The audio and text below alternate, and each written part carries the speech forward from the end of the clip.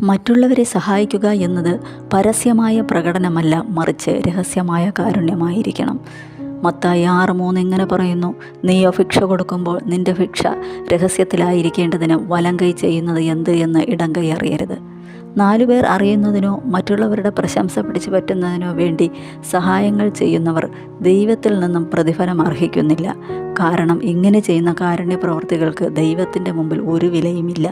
അതായത് പ്രത്യക്ഷത്തിൽ വലിയൊരു കാര്യം ചെയ്യുന്നതിനേക്കാൾ അത് ചെയ്യുന്ന വ്യക്തിയുടെ ഹൃദയശുദ്ധിയാണ് ദൈവം നോക്കുന്നത്.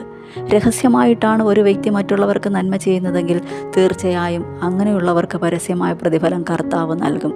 പല വിഷയങ്ങളുടെയും മധ്യേ വേദനിച്ചും ഹൃദയനുറുക്കത്തോടുമായിരിക്കുന്ന വ്യക്തികളോട് പരിശുദ്ധാത്മാവിൽ നിന്ന് പറയുവാനുള്ളത് ഒന്ന് മാത്രമാണ്: നിങ്ങൾ ദൈവത്തിന് പ്രസാദമുള്ളവരായി ജീവിച്ച് മറ്റുള്ളവർക്ക് അർഹിക്കുന്ന കാരുണ്യവും ദയയും സഹായവുമൊക്കെ മറ്റൊരാൾ അറിയാതെ ഉള്ളതിൽ നിന്നും ചെയ്യുവാൻ തീരുമാനിച്ചാൽ നിങ്ങളും ഈ നിമിഷം മുതൽ അനുഗ്രഹിക്കപ്പെട്ടവരായി മാറുക തന്നെ ചെയ്യും. അതിനാൽ പരസ്യ പ്രചാരണങ്ങൾ മാറ്റിവെച്ച് സ്നേഹത്തോടെയുള്ള നിശബ്ദ സേവനം ചെയ്യുന്നവരായി മാറുക.